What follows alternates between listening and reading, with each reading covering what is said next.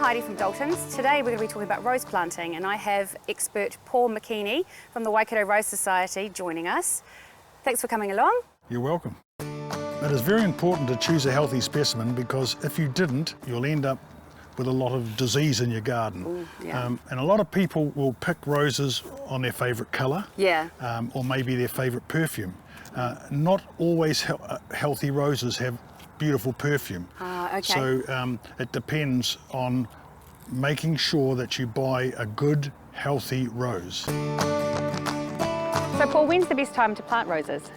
Really any time, however it is better when the plant is actually dormant.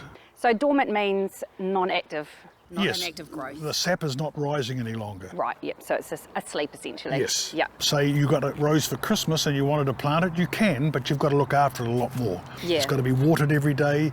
It's got to be given a lot of TLC. So that's why we go for June or July, or maybe even beginning of August.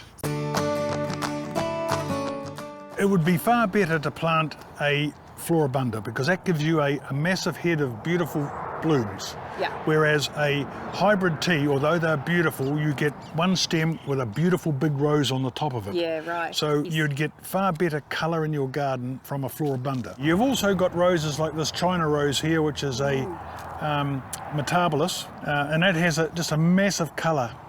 It's only a single rose, but single meaning it's only got 5 petals, but it's still a beautiful big rose.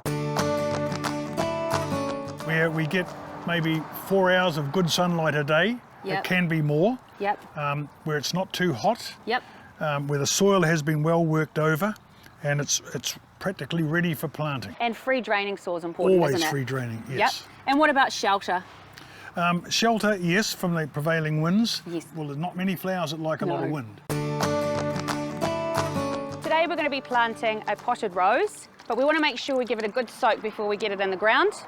We've added in some water and some Dalton's Garden Time seed feed, and that will soak while we get everything else ready. Now we're going to prepare our site for planting. First, scrape away the mulch.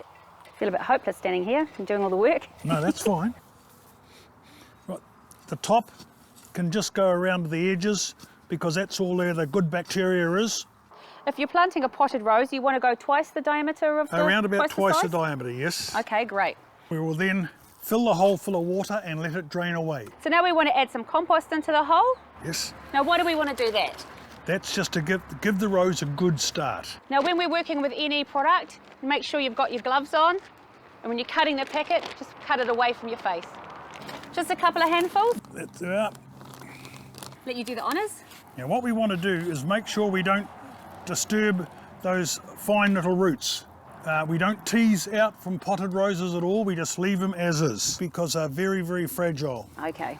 Now, we let the rose, now that one there, if I put a board across here, I can see it's a bit low in the hole. Right. So some of that first soil and compost, we poke it in. Right. And now it's about right.